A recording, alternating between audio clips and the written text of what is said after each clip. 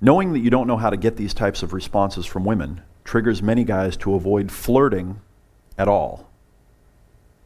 Okay, a lot of guys know that they don't know how to get those vibes and those responses from women, so they avoid flirting or doing anything to even try because they don't like the subtle rejection.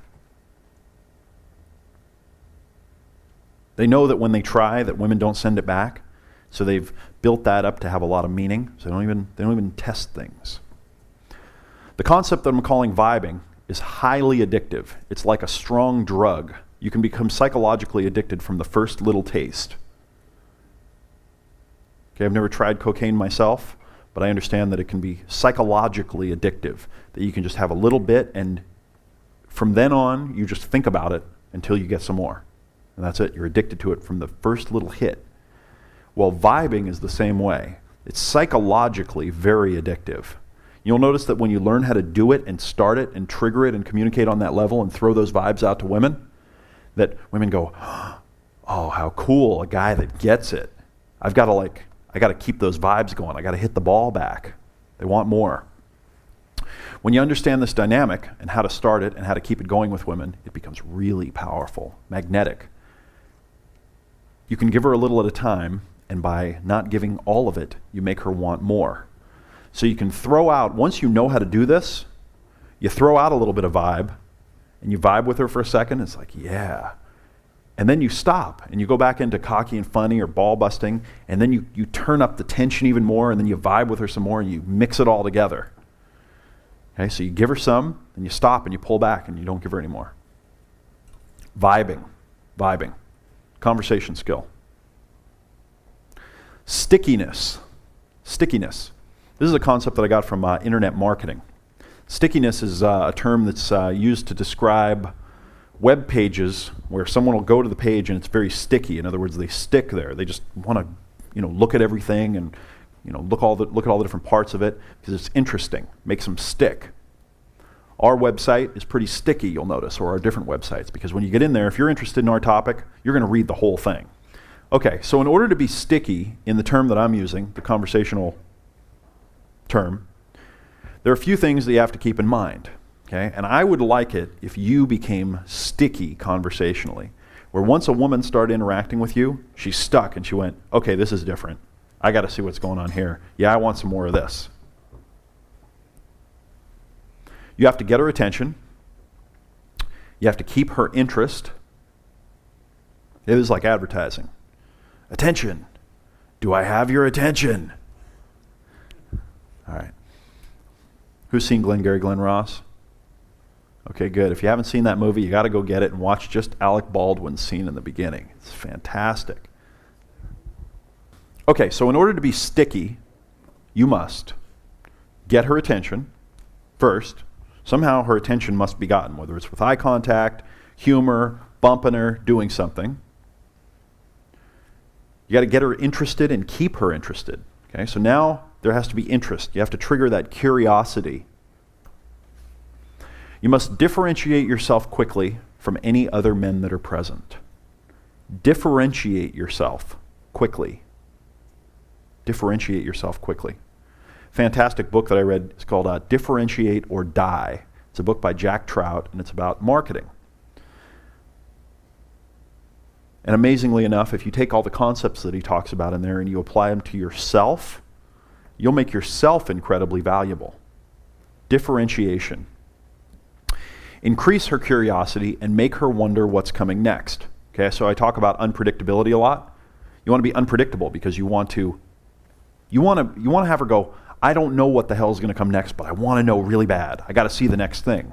I don't know what the hell is going to come out of his mouth next. You want to have her going, bringing her friends over, going, this guy, I just don't know what the hell he's going to say next. You got to make her want more. You have to make her feel attraction. And then you have to increase her attraction to you by being challenging, mysterious, unpredictable. One of the attraction amplification concepts is 2 steps forward, 1 step back. That's the way to dial up a woman's attraction knob. You turn it up, then you turn it back a little bit. You turn it up, and then you turn it back a little bit. Then you turn it up a little bit more. Okay? 2 steps forward, 1 step back. All right? So when you're using this, you want to go 2 steps forward, and then you want to pause for a little bit, let the tension sit there and build, plateau, and then you want to maybe move back a little bit, do something else, and then you want to go forward again. Continue moving forward, building the tension. Turn to someone you don't know right now and say something nasty to them. Do it right now.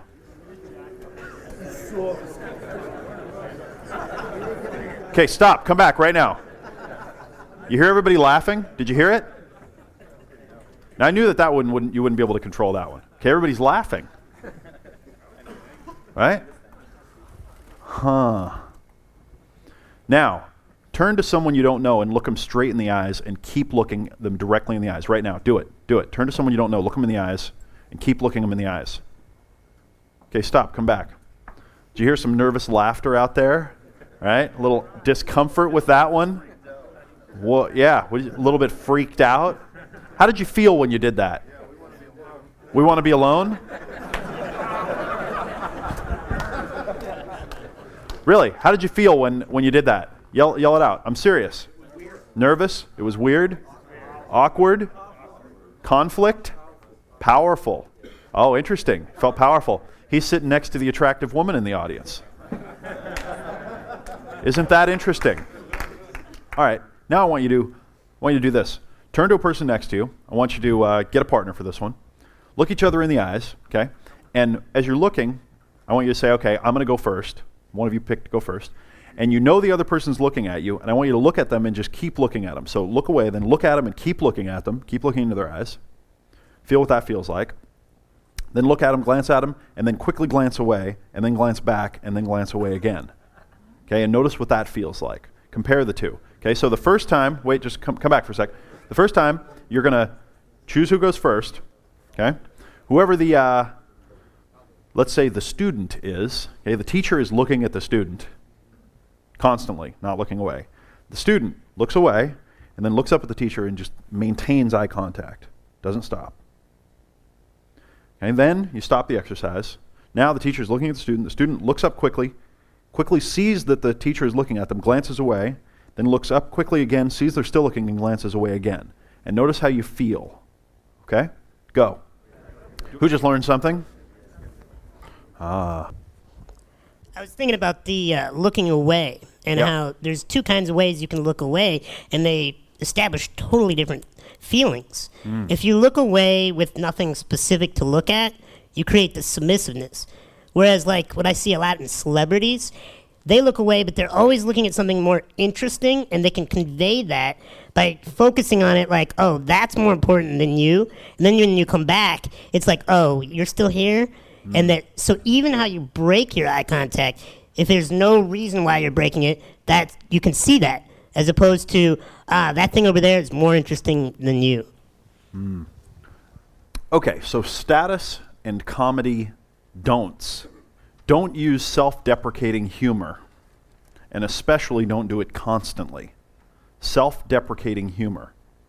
When you make fun of yourself, what are you doing? Lowering your status.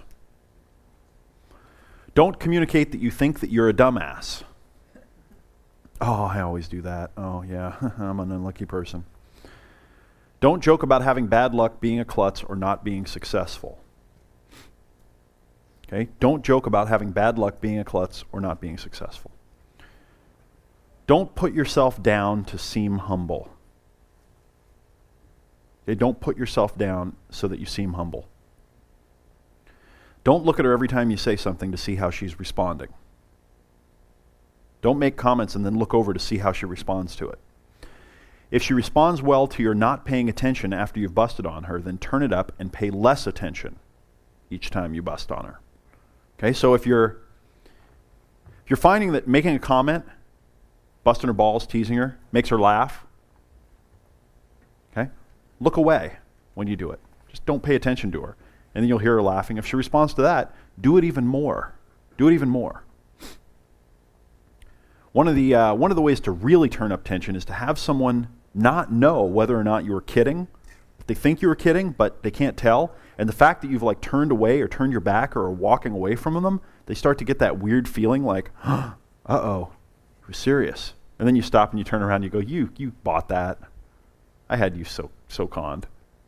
And then the person's like, because, and then they laugh, and it wasn't because it was funny, it was because you broke the tension. So if it works, pay less attention. Comedy Writing Secrets, a book you've heard me talk a lot about, probably. Comedy Writing Secrets by Heltzer. He says something that's very important. I want to read you a quick little clip. Humor doesn't go into a character, it comes out of a character. Okay? Humor doesn't go into a character, it comes out of a character. A character needs a trademark, a predictable point of view which does not change. Without a shtick, the performer is just a reciter of jokes. With it, a comic can get laughs even with mistakes because, in a way, the performer is the joke. With few exceptions, every successful performer in comedy has developed at least one basic and memorable character. Not only does the audience feel comfortable with this, but the material is easier to write. The character. It's so important, if you're going to be funny, that you have a character. And you understand the character and you stick with the character. The character. The humor actually flows more from the character, the responses, and the natural interaction than from the jokes. Okay, so the humor doesn't come from the jokes, it comes from the character and your character's interaction with her. Or your character's interaction with the world. Or your character's interaction with your thoughts. In order to make this concept work, you must believe it and act congruently. Okay, you can't go into character, do it for a little while, and then go, do you think that was funny? Want me to do it again? This will not work if you approach this tentatively and try it. On the contrary, it will backfire. If you do that, if you try something and then see how she likes it, and then try it and see how she likes it, it'll probably backfire on you. If she can tell that you're trying to use it to get her approval. Most funny people are not trying to be funny, you'll notice. And they're usually not seeking approval. They're actually being the character. The character is where 90% of the humor flows from. The character. Most guys come up to me that have had a lot of success with the material, and they say a very similar kind of story. They say, I first got into it, I wanted to learn the pickup lines, I got into your stuff, I bought your advanced series, or I got some sexual communication or one of your other programs. I started getting into the inner game stuff. I really got into it. I started developing myself, doing self-help. And then once I got that handled, everything else took care of itself. Comedy writers often talk about the character being that same thing. The character, in this case, is the inner game. If you can get the character down, then all the funny stuff starts taking care of itself. Because when you can do the character, the humor comes from how the character is interacting with the world. Here are some roles or some characters that you might try out, okay, or test. The I'm superior to you role. Okay, I'm superior to you. An assumed or fake position of authority. The character of the victim of her seduction. She's just trying to get me into bed. Okay, some of these are more roles that you'll play in the moment, and they're not like the entire character, but you get the idea. Being cold in a funny way. The cold guy. Okay, the straight guy in comedy. The guy that only wants to know what's in it for him. Okay? What's in it for him? The neurotically selfish person. A high-maintenance chick. The ultimate authority and commentator on wussy guys. Okay, the guy that's the expert on wussy guys, what they do, and making fun of them. Imitating her. Okay, becoming an imitation of her. Becoming the devil's advocate. Okay? Encouraging her bad or unhealthy behavior in a sarcastic way. You're always on her mind and she's pursuing you. You know that she's like a stalker and you're trying to resist her charms. She needs adult supervision.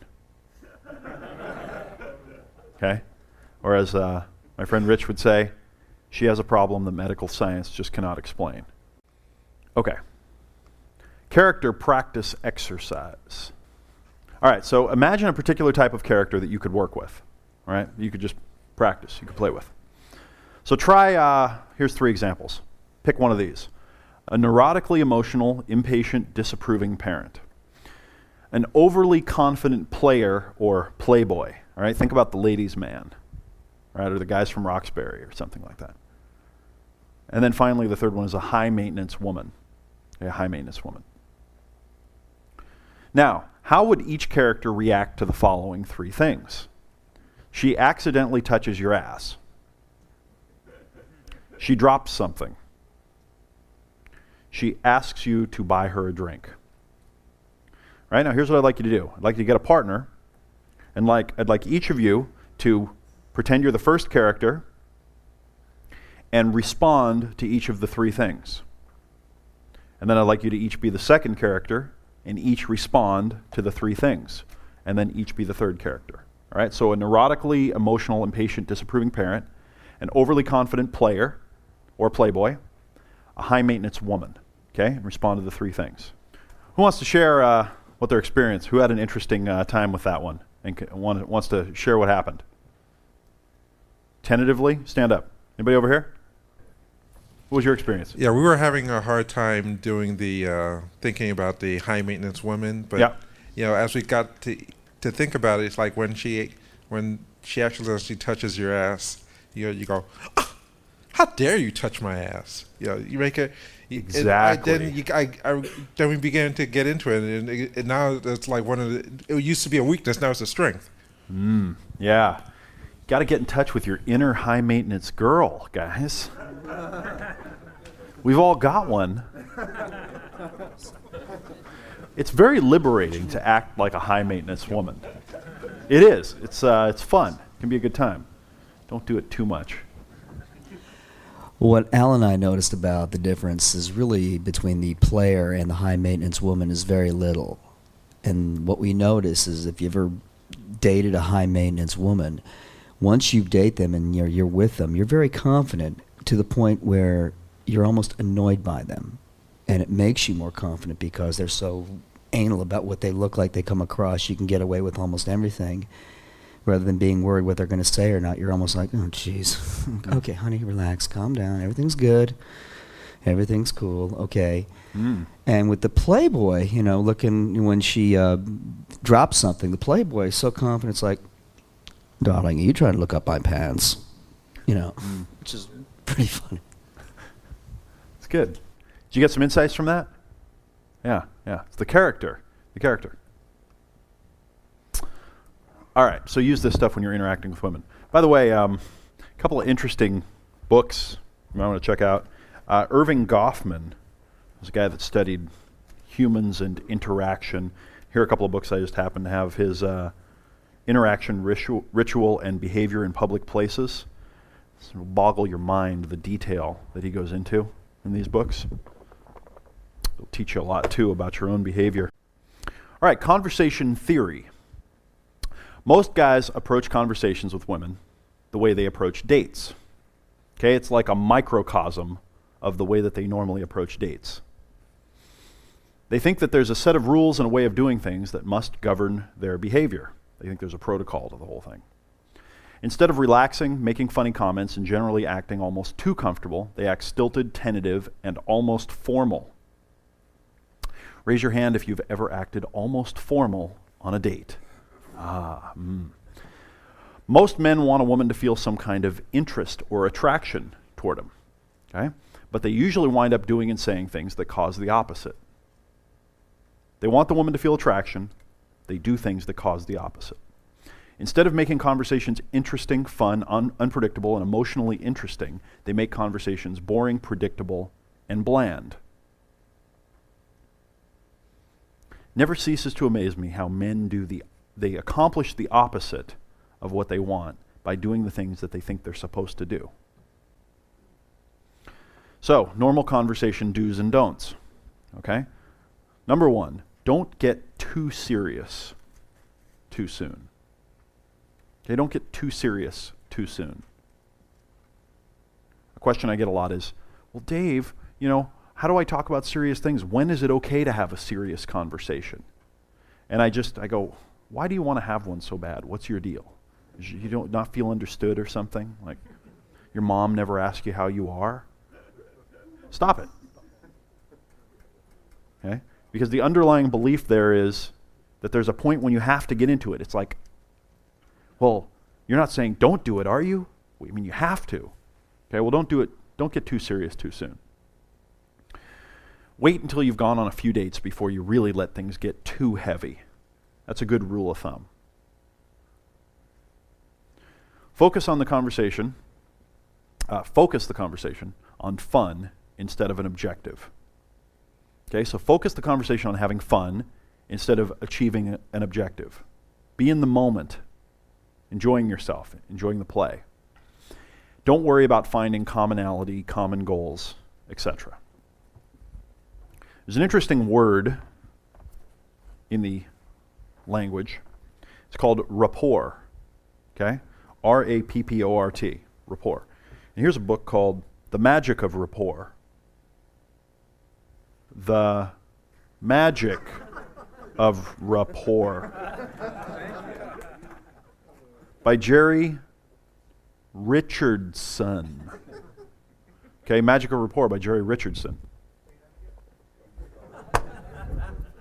Don't make me kick your ass again, Beavis. Okay, The Magic of Rapport by Jerry Richardson. And I think it's a great book to read. Okay, it's very valuable. I've learned a ton of great stuff from that book. I mean, you can see in my traditional style, I got all my little markers in there. I got a lot of them. And I think that a lot of people really naturally feel like they want to be in rapport with another. They want to feel that connection, that like surface connection. It's like, oh yeah, we're on the same page, everything's going good. And most men are afraid to not have that. And their fear of not having that prevents them from actually getting it. Okay, so they'll never do anything outside the norm. They won't step out of the box. They won't do anything risky. They won't ride on the edge. What's fascinating is that when you don't worry about this stuff, when you don't worry about commonality or common goals or being on the same page, that it frees your mind, okay? You can do things like bust on her, throw in something completely out of the blue or push her. And what's interesting about it, of course, is that that stuff is implying that you have a bond that cannot be broken. Okay, it's implying that you have a connection at such a deep level that there's nothing you could do to destroy it. Now, I actually go further, and we might talk about this a little bit later, but I actually say, all right, I know that she loves me right from the beginning. I'm going to do something to see if I can get her to get mad at me. Okay? I'm going to see if I can tease her enough so she actually gets mad at me. Now, I don't do it in a mean-spirited way, of course. Okay? I'm having fun the whole time. And remember, logic is the enemy. Logic is the enemy. I have seen the enemy, and he is logic. Logic. Logic.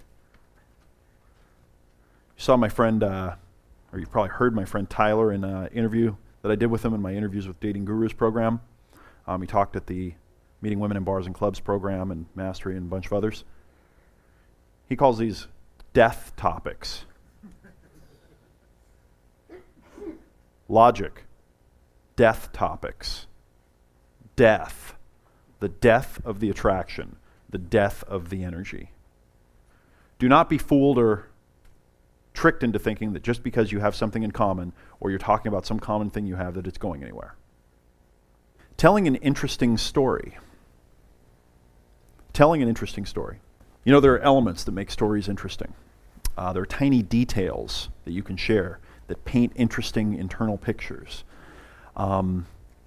Funny, uncomfortable situations where two or more people get into an uncomfortable situation, they naturally make people laugh. You know, things that come to mind are like, you see the American Pie movies? Okay, those are funny because, or like there's something about Mary. They're funny because they juxtapose characters that are funny with, up against each other in situations that are naturally funny. Like, you remember the one where, I forgot what, the main kid has some lube and some crazy glue. You remember that? And his friends give him some porn or something, and he pops in the porn and he reaches over to grab the lube and he grabs the crazy glue instead. And then somehow he winds up running around up on the roof with the police and the lights on him with his hand glued to his wiener, right? And the porn tape glued to the other hand, exactly.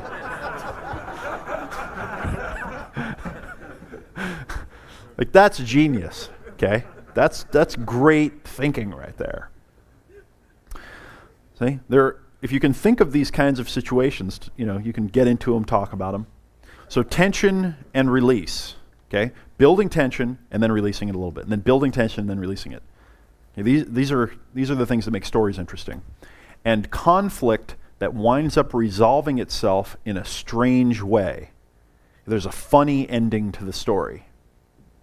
You'll notice that there's been a big trend, especially in the last 5-10 years, that movies end in a weird way where the whole thing is a trip, like Fight Club or The Sixth Sense or Unbreakable, where you're going through the movie and it's fascinating, and then you get to the end and there's like this whole twist and you go, oh my God, everything wasn't the way that it seemed the whole time. Or Phenomenon is another good one. So stories like that have a really weird resolution with a twist. A friend of mine is just an amazing storyteller, and he really does a great job by painting a picture. I remember it's probably 5 years ago or something like this. We were in San Diego out with my other friend that's here, and he was telling us about Greece. I'd never been to Greece, and he's like, oh, let me tell you about Greece. And he's like, Mykonos. And he says, you go to Greece and you wake up in the afternoon because you've been out partying, and you go out onto the beach, and there are these little pebbles, and they're about this big, and they make this crunching sound when you walk on them that you'll never forget. And it's the perfect temperature, and the ocean is crashing, and then someone starts playing music, and everyone starts dancing on the beach. And I'm sitting there listening to this going, I have to go to Greece immediately. I have to go immediately. And then he started talking about, the nightclubs and what happens. And then, at 5 a.m, everyone goes down to this one end of the island and they all line up for the after hours club and what it's like when you go inside. And he just knows how to paint the little details that are important. The ones that really communicate with another person. So there is a better way to tell a story. And if you work on it, you can improve your storytelling skills. Okay, and these are some of the best elements. All right, so these are some of the key elements. Questions to ask her. All right, here's just a few. Okay, to get you started. All right, so what's the most embarrassing thing that's ever happened to you on a date? Or where's the craziest place you've ever had sex? All right. Which is the superior gender? Women love this kind of stuff. All right, or what's the craziest thing you've ever done? I'm really amazed at how, women typically they're incredibly flexible. A friend of mine taught me that they're far more adaptable than most men. Most women will just kind of go with the vibe. They'll go with the flow, whatever the conversation's going. Just recently, a friend of mine were in Phoenix, and we're sitting in Starbucks, and some girl came walking in with her books and her computer, and it was just basically the three of us, and she sat down, and she whips out all of her books and she puts them down, and I'm like, what the hell are you doing? She's like, studying for school. And I'm like, look at those books. Just shoot yourself. I mean, what do you? She's like, yeah, I know. And so we started the conversation up, and within like a couple of minutes, my friend, who's very good, especially in those kind of settings, immediately is just talking to her, and he goes, all right, so what's the craziest first date you've ever had, and where's the craziest place you've ever had sex, and is asking her a bunch of these questions, and she was just loving it, and made me realize you can do this right at the beginning. Okay, these kinds of questions that like open the mind and they're a little bit off, they're great. And they're different. They're not normal. They're fun. Questions not to ask her. Do not ask her, what do you do? Unless you know and you're about to make fun of it. Do not ask her, what kind of car do you drive? Do not ask her, where do you live? Don't ask her if she has any pets. Do not ask her if she wants children. And don't ask her what her views are on religion and politics and abortion. Okay? Avoid that stuff. It's all normal. Now, the exception is if you're going to make fun of it, or you know what the answer is going to be and you already have the comeback, or you've got a direction you're going with it, it's going to add a twist. Okay? So if you say, where did you go to school? You better have something, a whole theme that you're going to go with on the other end of that. You better have a direction that you're going. You better be getting ready to make fun of whatever her major was, or maybe you know it. Not, oh, wow, that's so cool. I have some friends that went to school there too. Aren't we just like each other? This is a great one. I think you're really going to enjoy this. This was from an article I read, and apparently the source was Evolution in Human Behavior from September 2004. Sound of Voice May Predict Sexual Behavior by Sharnesia E. Higgins. Go find this article online and read the whole thing. It's fascinating. Men and women whose voices were given higher ratings in attractiveness reported having more sex partners and were younger at first intercourse than those whose voices were considered less attractive.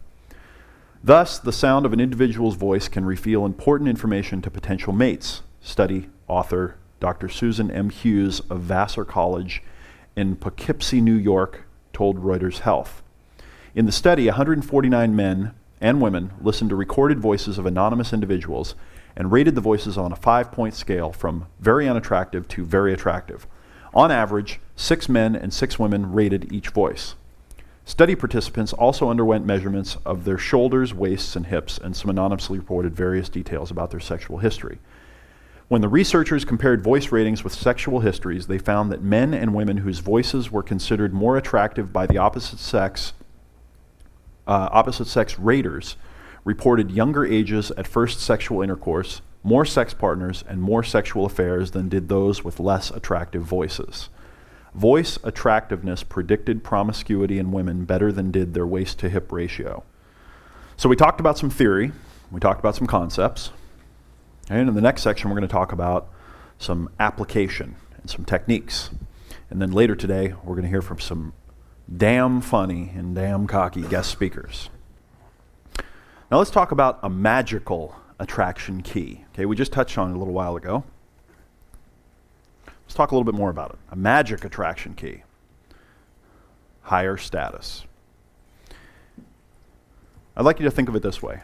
Female genes, I'm not talking about Levi's, okay? Female genes reward male status with mating opportunities. So if you need an equation, male status equals mating opportunities. Male status equals mating opportunities.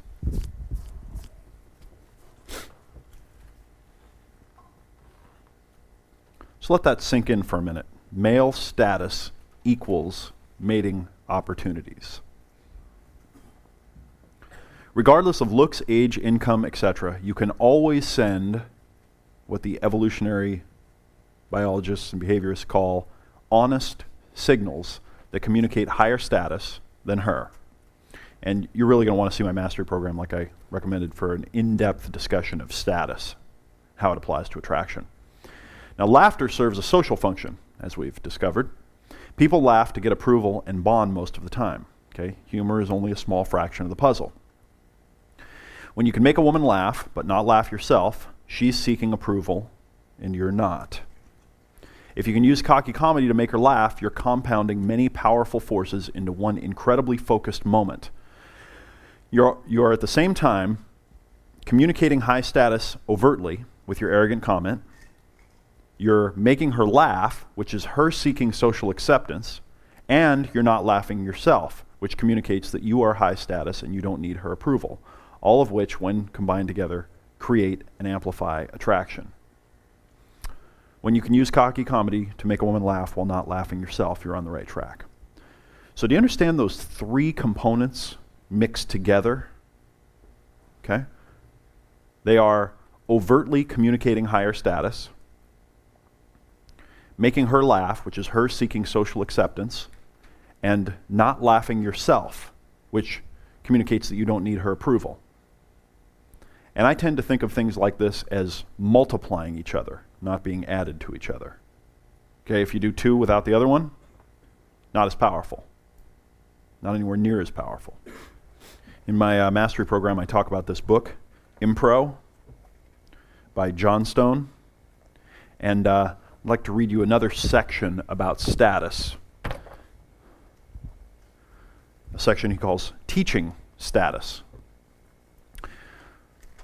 Social animals have inbuilt rules which prevent them from killing each other for food, mates, and so on. Such animals confront each other and sometimes fight until a hierarchy is established, after which there is no fighting, unless an attempt is being made to change the pecking order. This system is found in animals as diverse as human beings, chickens, and woodlice. I've known about this ever since I was given a book about social dominance in Kittiwake. Kittiwake? What kind of animal is that? Interesting. Colonies. Yet I hadn't immediately thought of applying this information to actor training. This is because normal people are inhibited from seeing that no action, sound, or movement is innocent of purpose. Many psychologists have noted how uncannily perceptive some schizophrenics are. I think that their madness must have opened their eyes to things that normal people are trained to ignore. In my view, breaking eye contact can be high status so long as you don't immediately glance back for a fraction of a second. Think about that. Eye contact can be high status so long as you don't immediately glance back for a fraction of a second. If you ignore someone, your status rises. If you feel impelled to look back, then it falls. It's as if proper state of human beings is high, but that we modify ourselves to avoid conflicts. Posture experts, like Matthias Alexander, teach high status postures as quote-unquote correct. It's only to be expected that status is established not by staring, but by the reaction to staring. Thus, dark glasses raise status because we can't see the submission of the eyes. I minimize status resistance for my students by getting them to experience various status sensations before I discuss the implications or even introduce the term. I might ask them to say something nice to the person beside them and then to say something nasty. This releases a lot of laughter, and they are surprised to find that they often achieve the wrong effect. Some people never really ever say anything nice, and others never say anything really nasty, but they won't realize this. I also ask a group to mill about and say hello to each other. They feel very awkward because the situation isn't real. They don't know what status they should be playing. I then get some of the group to hold all eye contacts for a couple of seconds, while the others try to make and then break eye contacts and then immediately glance back for a second. The group suddenly looks more like a real group, in that some people become dominant and others submissive. Those who hold eye contacts report that they feel powerful and actually look powerful. Those who break eye contact and glance back feel feeble and look it. The students like doing this, and they're interested and puzzled by the strength of these sensations. I might then, this is an interesting thing, he says, I might then begin to insert a tentative at the beginning of each of my sentences and ask the group if they detect any change in me. They say that I look helpless and weak, but they can't, interestingly enough, say what I'm doing that's different. Messing with her, one of my favorite things. The I'm messing with you interaction change. Okay, it has a different vibe. I want to talk about messing with someone, because this is a fundamental key to shifting to a different frequency of communication with women. Okay, it's I'm messing with you. And you have to learn how to spark that and get it going, and you have to learn how to keep it going. The I'm messing with you vibe. Okay, I'm messing with you. You know the difference when you're talking to somebody between this is normal conversation and this is play, we're playing with each other, right? Well, you got to switch to that. You got to switch that on. You've got to communicate that somehow. Think about when you mess with one of your friends, but you sound serious. Okay? How does your friend know that you're messing with them? How does your friend know? You're out of character? No. How does your friend know that you're messing with them, even though you're intentionally sounding serious to do it? My good friend that's in the back here and we do this a lot, and we call each other up and go, dude, I can't get my car started. And they're 2 minutes before we're supposed to meet somewhere. Right? And it's part of the objective is to see if we can trick the other person. And we both know it all the time. And we know that whatever the other person says that's serious can't be. Right? So we're to the point where we could, just can't trust each other. And it's a great place to be in a friendship. But how do we know? How do we know? Okay, he keeps saying you just know, but how do you know really? How do we know? We do it on the phone a lot because we don't live in the same place. Can't see the smile. Right? Because we know each other, we know each other's friends. It's because the thing is like, there's something about it that's not quite right. It's a little too serious, right? Or there's a little something about it where you doubt it to be happening, okay? So, for instance, let's say you've got a date with a girl, okay? And you kind of, let's say you're getting together with her for the second time, and you messed with her a lot the first time, and you got her cell phone. You call her up 1 minute before you're supposed to get together with her, and she's on her cell phone, and you're like right outside the place you're going to meet, and you go, oh my God, something really intense just came up. And she's like, what? And you're like, well, I was driving, and there was this big accident, and this oil tanker fell over and it burst into flames, and I don't think I'm going to be able to make it. And then you come walking in the door, all right? That can be kind of funny. So you can do these things. You can establish that connection of I'm messing with you by being a little too serious. You can do it right from the beginning with people. We know. Sure, every once in a while you're going to meet an uptight woman that's going to get offended at that you did this, and then you mess with her. She's going to go, oh, that's not funny. The best thing to do, of course, is to laugh at her response and then walk away. Run. Okay? So being overly serious, overly harsh, or overreacting so that it's obvious, but only in a little way that you're playing. The problem is that most people don't tend to do this stuff with strangers, and especially with women that they don't know. And most of all, with women that they're attracted to. It would never cross the mind of most men to mess with a woman that they feel attracted to.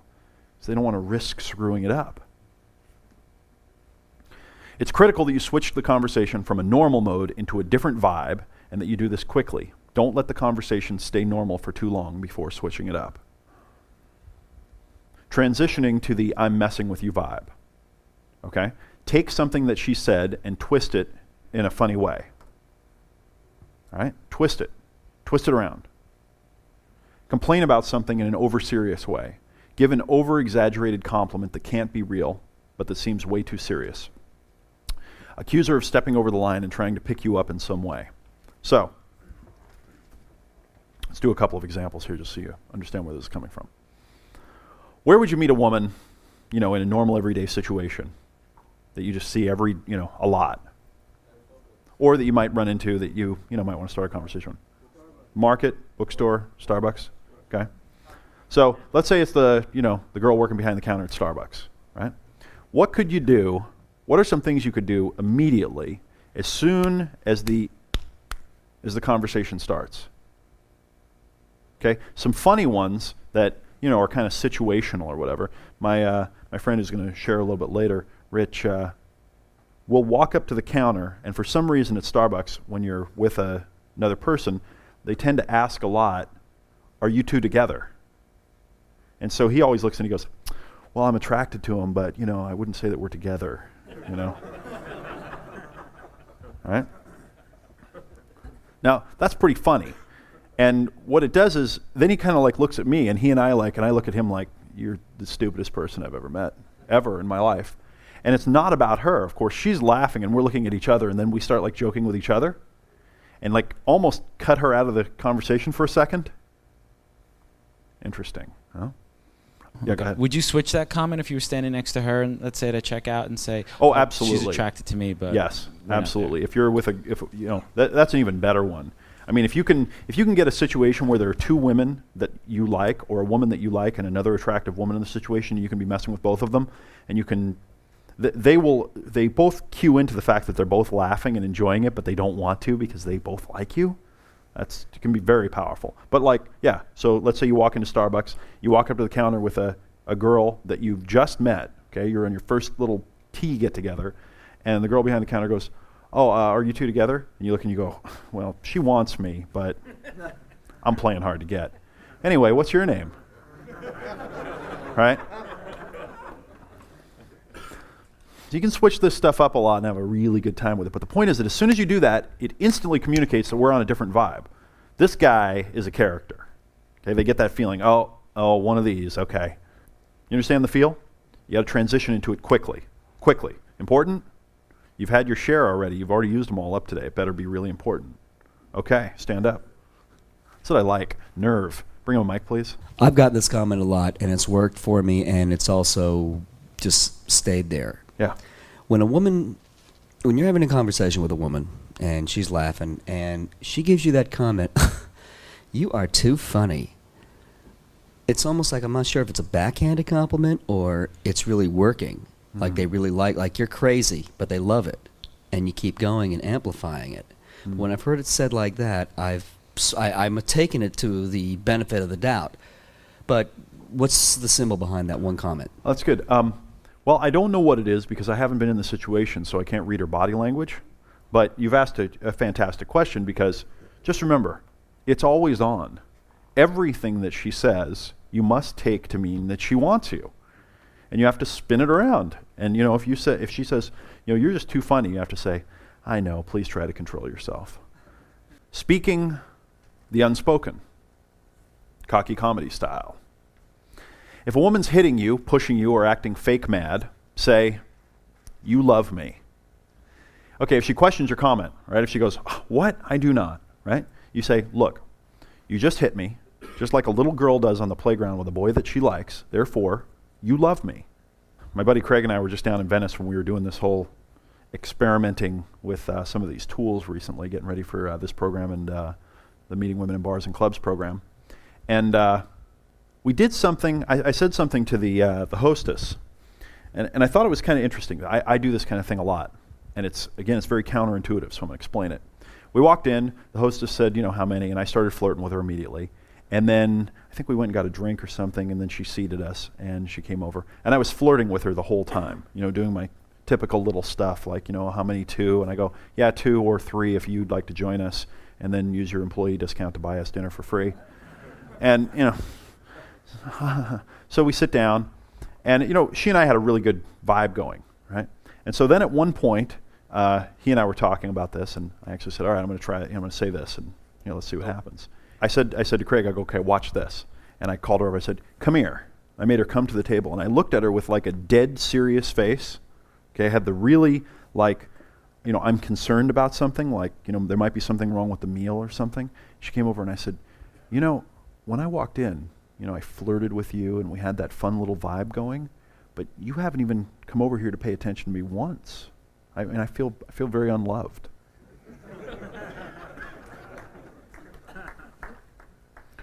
And it was fascinating because she snapped something back very quickly. She got it and like got into it, and then we like laughed and had a little laugh from it. I often like to call attention to dynamics that are not said. Okay, so I will say things to women like, you know, I did this thing, and what I was doing was I was signaling my interest in you, and you haven't even been over here, you know, reciprocating, showing me that you like me. What's the deal? And it's funny because when you got the vibe, that really goes over well.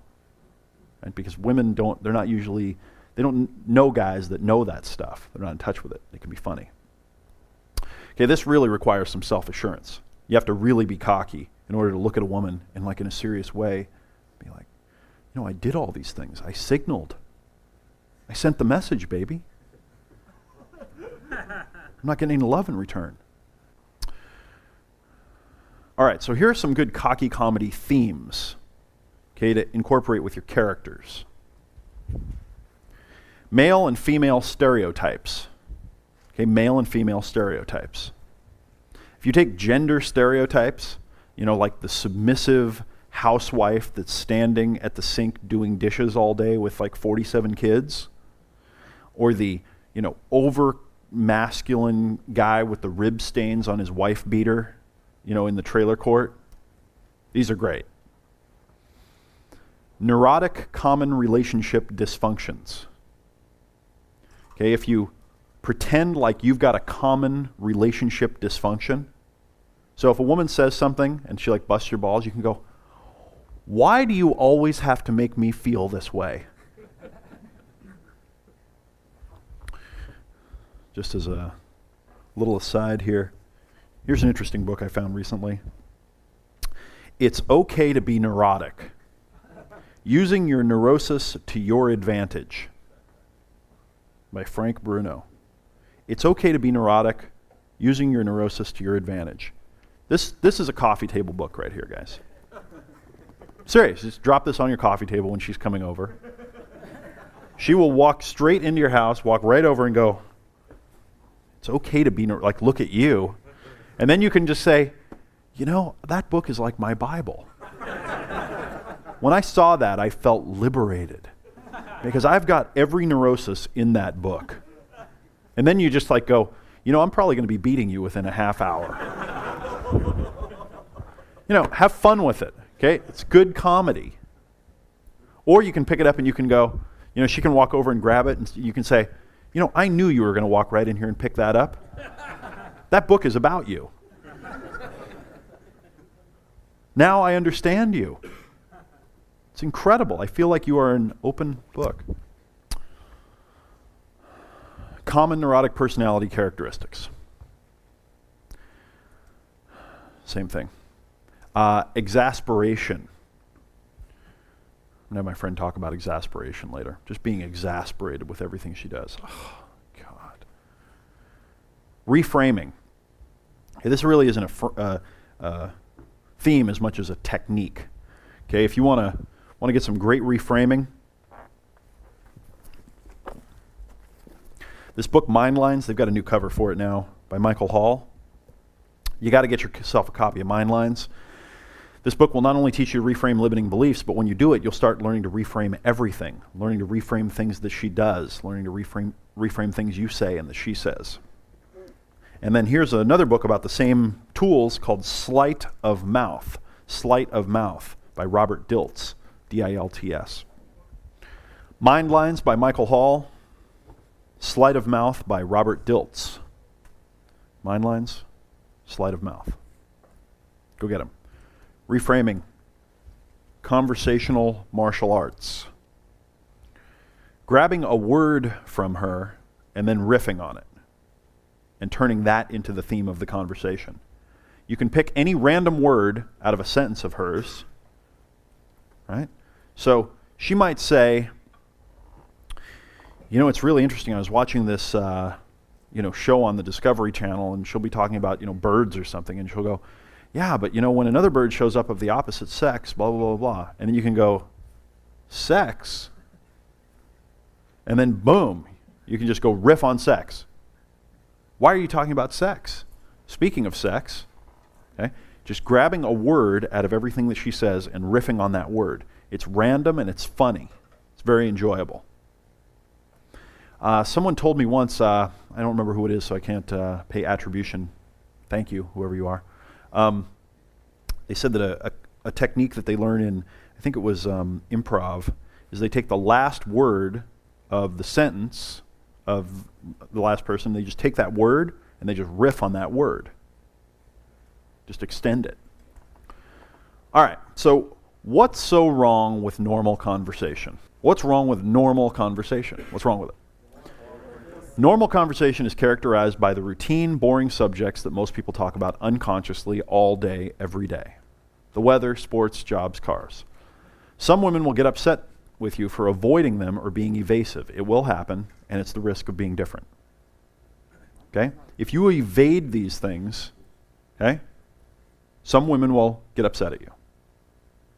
It's all right. It's the price. Gary Halbert, the famous marketing genius, says, and this is my paraphrasing of him, that if you don't piss anyone off, you're not doing a good enough job of communicating your message. Okay, if you've got an opinion and a perspective, and you're real clear about it, you're going to piss some people off. And the clearer you are about it and the better you are at communicating it, the more people you're going to piss off, but also the more people that you're going to connect with.